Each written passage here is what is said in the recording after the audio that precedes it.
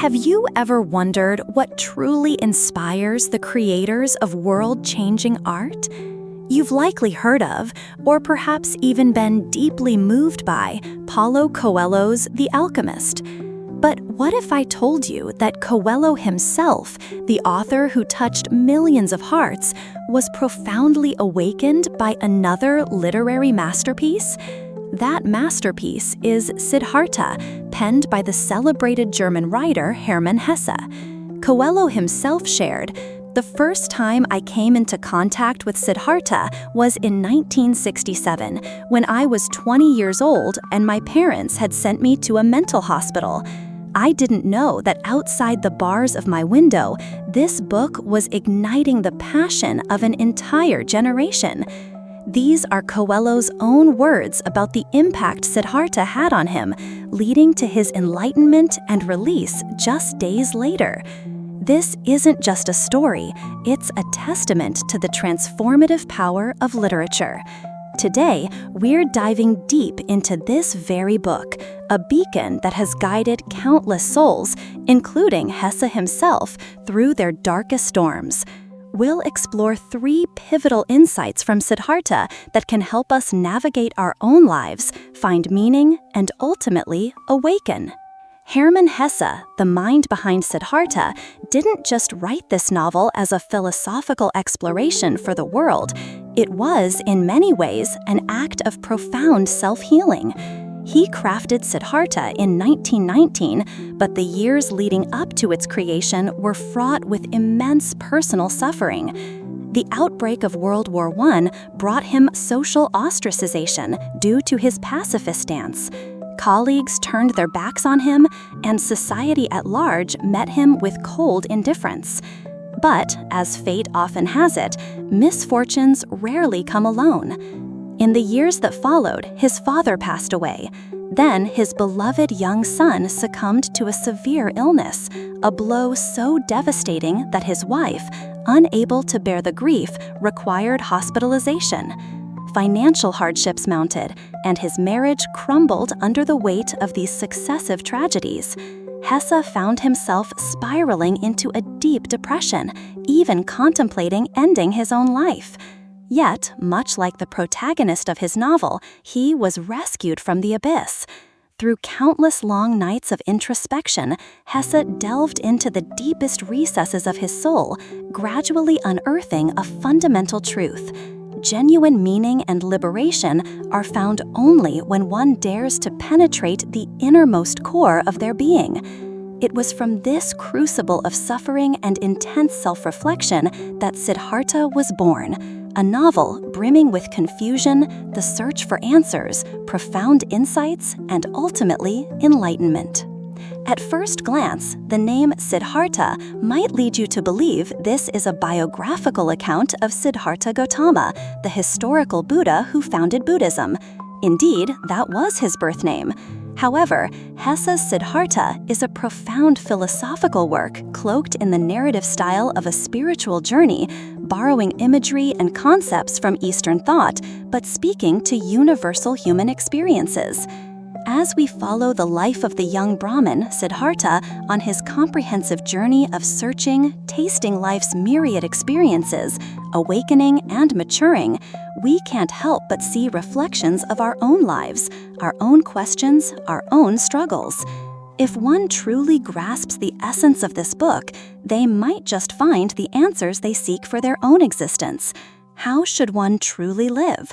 How can we attain a life of fulfillment and completeness? And most importantly, how do we awaken? Through this exploration today, focusing on 3 crucial perspectives offered by Siddhartha, I hope you'll find a piece of wisdom, a meaningful insight that resonates deeply with you. So, let's embark on this journey together and uncover 3 things we must see in life, inspired by Hermann Hesse's immortal novel, Siddhartha. First, let's explore the crucial act of seeing yourself, recognizing your limitations, and seeking transformation. There's a common saying that some people are born already standing at a finish line that others spend their entire lives striving to reach. Siddhartha, the protagonist of our story, was one such individual.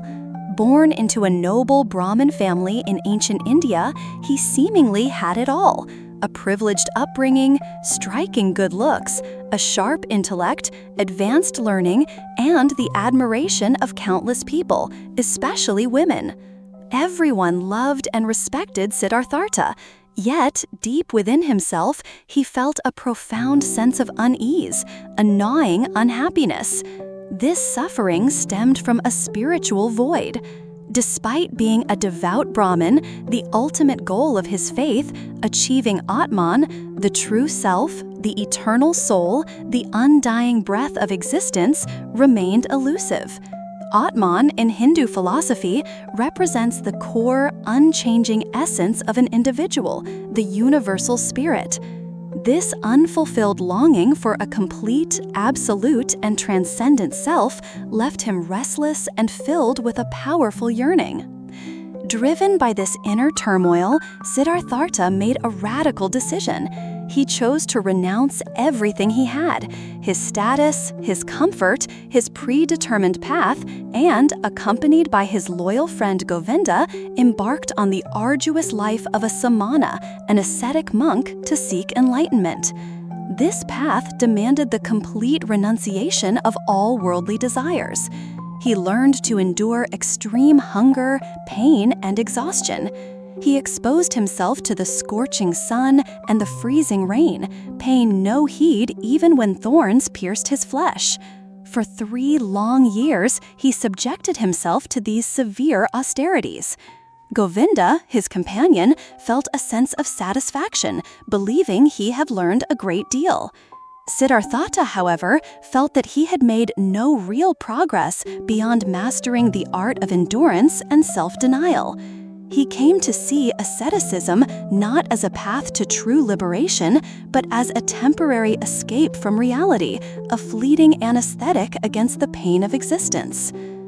During this period of disillusionment, he encountered Gautama Buddha, the Enlightened One, a being who had achieved the very state of eternal selfhood that thousands of Brahmins and ascetics like himself were desperately pursuing. Govinda, deeply impressed, chose to become a disciple of the Buddha.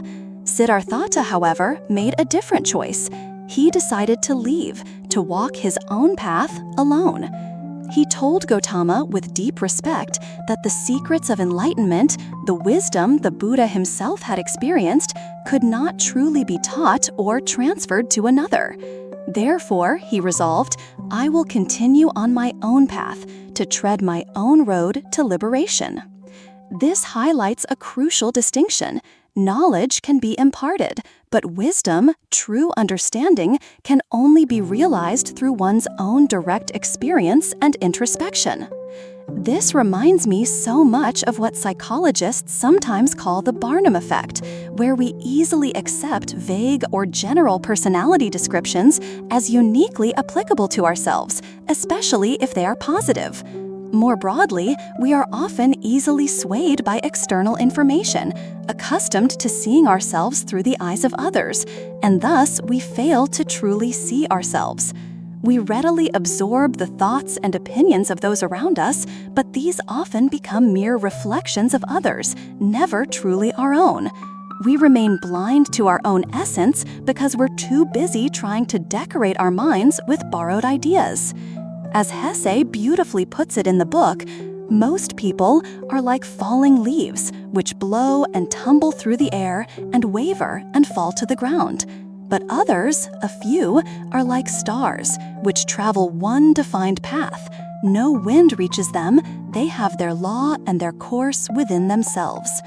To achieve genuine transformation, you must first see yourself, break free from the conditioned ego, and in each shattering of the illusions of life's game, find your own awakening.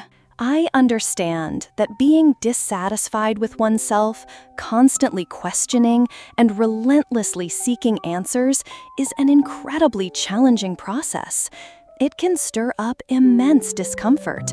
But it is only by daring to pry open the cracks in our perceived reality that we can allow the light to enter and step into a larger, more authentic world.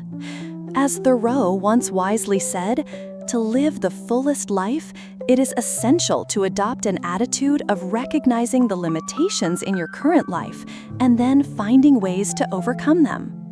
So the first step towards self-transformation is to truly see yourself, to become aware of the narrowness of your own thinking, and to identify the limitations in your current understanding.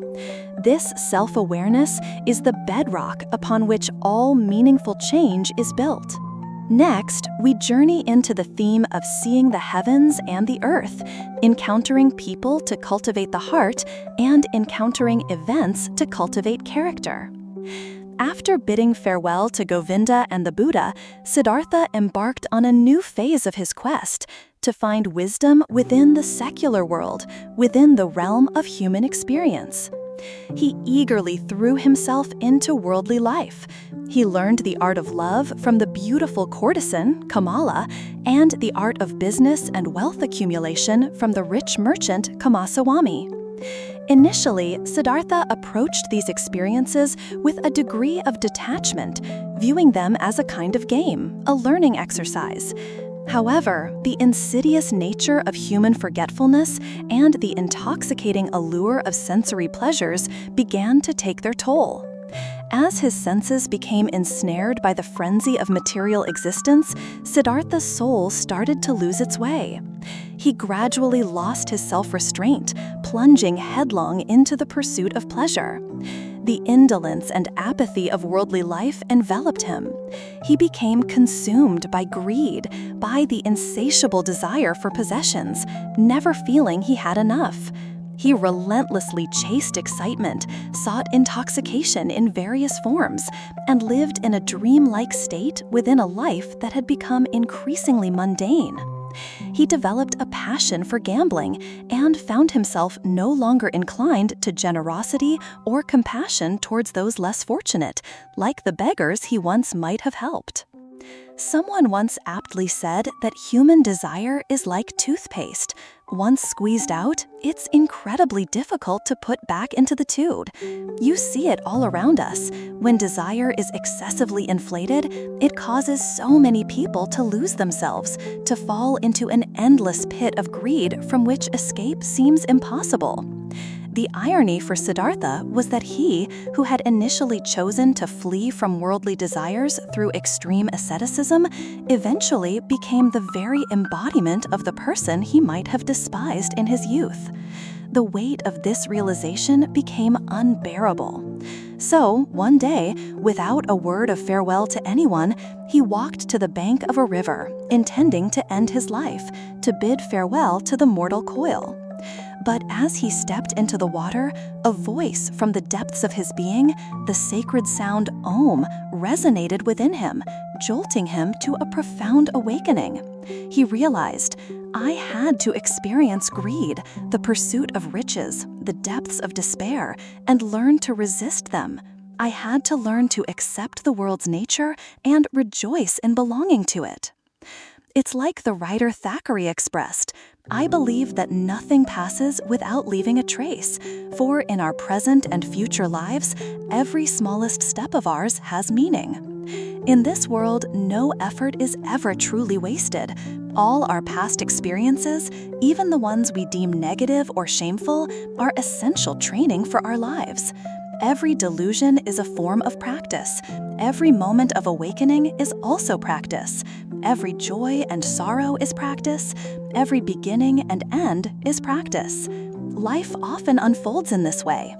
If you haven't personally gone through certain experiences, you simply cannot truly understand them. Many people lament, I've heard all these wise teachings so many times, yet my life is still a mess. But you must understand that truth isn't just for hearing. Without experiencing pain, there can be no deep realization. Wealth can be earned, knowledge can be learned, but experience cannot be directly transferred. You must personally grope your way through the darkness, explore, and discover it for yourself. A wise writer once said, "Life is a practice field.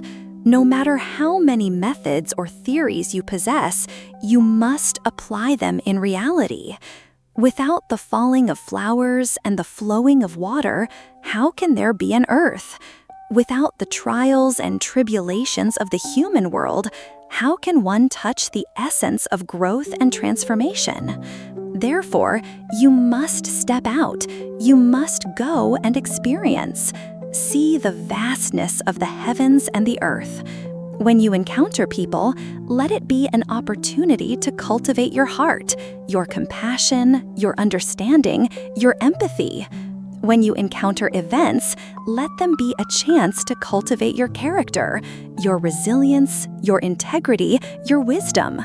As Henry David Thoreau eloquently stated while reflecting on his time in Walden, "I went to the woods because I wished to live deliberately.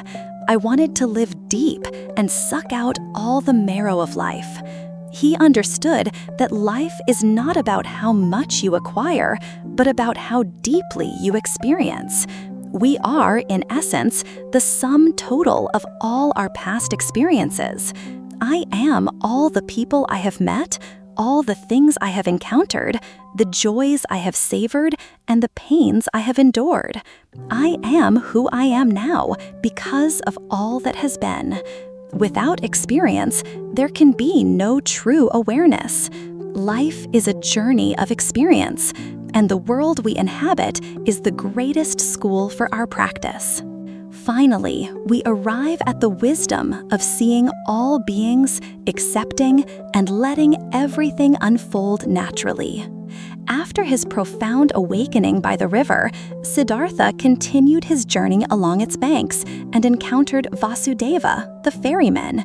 He decided to stay and learn the art of plying the ferry from this simple yet profoundly wise man.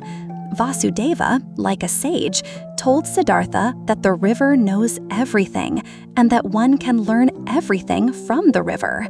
Siddhartha would often sit on the riverbank, letting go of his distracting thoughts, and simply listen to the sound of the flowing water, to its many voices. He learned to listen not just with his ears, but with his entire being.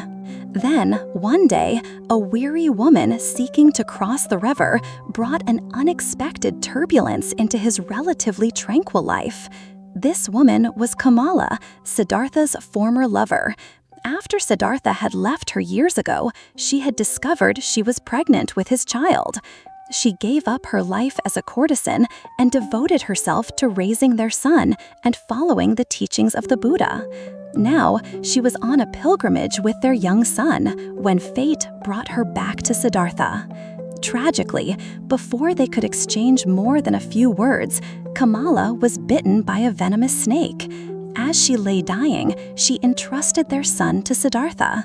Watching his former love fade away, remembering her vibrant beauty from their youth, Siddhartha was struck by the profound impermanence of the world.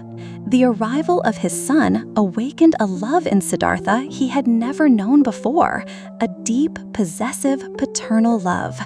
He poured all his energy into nurturing and caring for the boy, desperately trying to win his heart.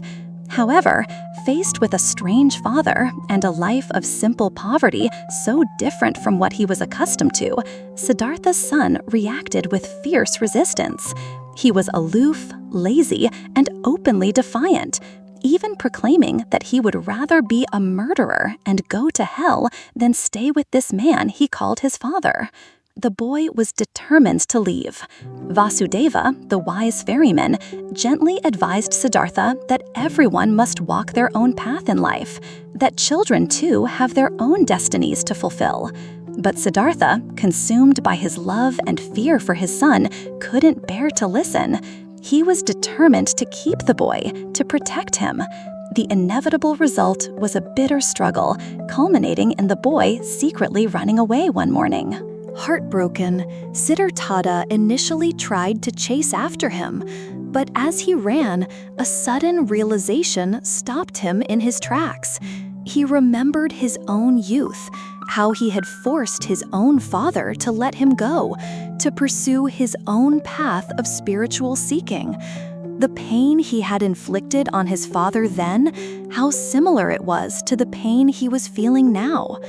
Life, it seemed, was a cycle, a great wheel of suffering and redemption, where unresolved pains and patterns inevitably return. Overwhelmed, Siddhartha would turn to the river to listen once more to its ceaseless flow, its ancient wisdom. Previously, he had always tried to distinguish the different sounds within the river's voice, the laughter of the wise, the cry of the angry, the moan of the yearning, the sigh of the dying, 1,000 bustling voices that could easily agitate the human mind. But now, as he listened without judgment, without clinging to any particular sound, without trying to separate or analyze, he heard something new. He realized that all these voices, joy and sorrow, laughter and tears, good and evil, creation and destruction, all of them merged into one harmonious whole, one great song of existence. Siddhartha finally decided to stop resisting fate, to stop fighting the current of life. He understood that if one cannot let go of the ego, of the I that wants to control and possess, one will never find true freedom. He came to understand his son's rebellion, his flight, his choice. And then, like the river itself, which contains 1,000 voices, yet accepts and embraces all, he became tolerant and compatible with all the imperfections and perceived sorrows before him.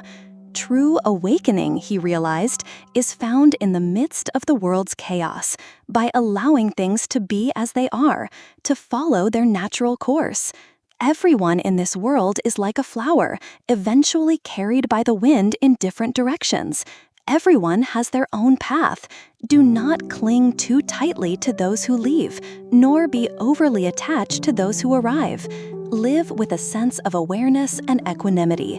Let unwillingness transform into willingness, misfortune into a kind of happiness, nothingness into everything. And in doing so, you can release all the clinging attachments in your heart. It's fascinating to consider the deeper symbolism of the river in Siddhartha, a question many readers ponder. What profound wisdom does this river hold, that it could guide Siddhartha to enlightenment? The river is always flowing, ceaselessly moving, yet it is always present, always here. At any given moment, it is the same ancient river, and yet, in that same moment, it is entirely new, its waters never the same. The river is both constant and ever-changing. This characteristic beautifully mirrors the dual nature of the self that Hesse explores, the individual, transient ego, and the eternal, unchanging Atman, or self. It is unchanging because the eternal self is always the same. It is ever-renewing because the individual self is constantly in flux. As the philosopher Heraclitus famously said, "No man ever steps in the same river twice, for it's not the same river, and he's not the same man." Yet the river as a concept, as a presence, endures. This interplay of change and permanence, of the momentary and the eternal, is key. When the observer, when Siddhartha, transcends the linear perception of time on the plane of thought, not only do these two opposing aspects of the self merge into one, but the perceived distinctions and divisions of the world also dissolve. In that state of awareness, every moment, the entire world, past, present, and future, becomes a harmonious and unified whole. Since its publication in 1922, Siddhartha has been translated into countless languages, and innumerable people have found it to be a spiritual anchor, a compass for the soul. This is because we can see ourselves in Siddhartha's life journey, from the restless searching and recognition of his own limitations in youth, leading him to boldly embark on a path of discovery, to the pursuit of worldly success, love, and material gain in midlife, where he experienced the full spectrum of gain and loss, And finally, to complete enlightenment, born from the understanding that if one's heart is at peace, every moment of life can be whole and complete. Life must be a continuous journey of knowing oneself. When you allow your eyes to truly see, your heart to truly feel, and your sails to catch the winds of all experiences, you will navigate through the dust and clamor of existence. Ultimately, you will comprehend what this vast world truly means to you and unlock your own awakening. You need to know that we are both the source and the destination of our own journey. When we immerse ourselves in life, truly experience it, and learn to love it in all its facets, what we gain is a life rich with meaning. Hesse himself wrote that the truth's opposite is also true. Love and hate, good and bad, gain and loss, life and death, presence and absence, past, present, and future. They are all part of a single, unified whole within each of us. Let go of the obsessions and prejudices, often packaged as desires we must pursue and possessions we must acquire. Instead, personally go forth to experience, explore, and ultimately love this complex, challenging, yet incredibly accommodating world. To conclude our reflection today, I want to share a powerful quote from Siddhartha that I believe encapsulates its deepest wisdom. I no longer make a distinction between world and spirit. I no longer compare this world with some imagined perfect world I once longed for. I accept this world, love it, and belong to it. Thank you so much for joining me on this exploration of Hermann Hesse's Siddhartha. If you found this sharing insightful or valuable, please consider sharing it with others who might benefit from its message. And I wholeheartedly encourage you to personally read or reread this timeless novel. I am certain that at different stages of your own life's journey, each reading will offer new and profound insights. My wish for all of us is that we may awaken, live fully, and find our own peace. And finally, if you enjoyed this content, please support this channel by giving this video a thumbs up, hitting that subscribe button, and ringing the notification bell so you don't miss out on new videos released each week. Thank you again, and I look forward to seeing you in the next one.